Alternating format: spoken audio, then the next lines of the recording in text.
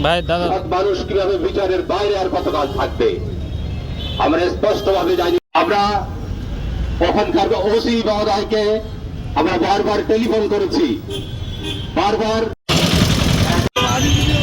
একেবারে সহজভাবে নেবেন না এবং যারা এর সাথে জড়িত সবাইকে শুভেচ্ছা ধন্যবাদ।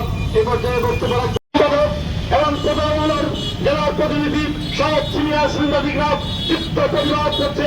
আমি কোনো ব্যাংক চালক করুক অন্যায়কারী কোন ক্রমে তার গায়ে দলীয় ক্ষমতার লেভেল লাগিয়ে তাকে কথা করে বাংলাদেশে একটি নতুন পরিস্থিতিতে একটি সরকার হয়েছে।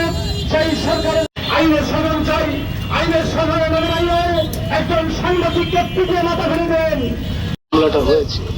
তো যাই হোক, এর আমি তীব্র নিন্দা ও প্রতিবাদ জানাচ্ছি এবং বিষয়টি এই হামলার ব্যবস্থা করেছে এবং একই দিনে কিন্তু এই সাংবাদিক মনিরের বিরুদ্ধে একটি পাল্টা মানববন্ধন করে।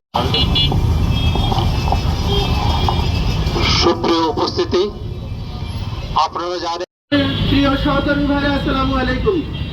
আপনারা ইতিমধ্যেই শুনেছেন শ্যামনগর উপজেলা প্রেস ক্লাবের যে হামলা ঘটিয়েছে তারা সমাজের খুব প্রভাবশালী এবং সরকারি ছত্রছায়ায় তারা আছে।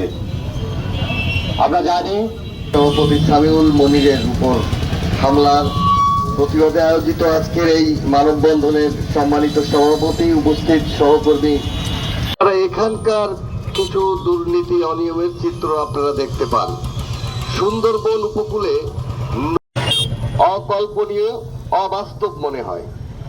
সেই অকল্পনীয় দিচ্ছে সেই উপজেলা যুবদলের সদস্য সচিব সহ একসঙ্গে সুন্দরবন উপকূলের নদী থেকে বালু উত্তোলন করে একটি ভূমিকম্প অনুভূত হয়েছে, যেটির কেন্দ্রস্থল ছিল সাতক্ষীরা আশাশুনি। তার ঠিক আরো কয়েকদিন আগে সাতক্ষীরার কলারোয়া কিন্তু কেন্দ্রস্থল ছিল। জনগণের কাছে তুলে ধরছে, তখন তারা গাত্রদাহ হয়ে মূলত সাংবাদিকদের ঘরে অত্যাচার চালিয়ে যাচ্ছে। আমি একেবারে সহজভাবে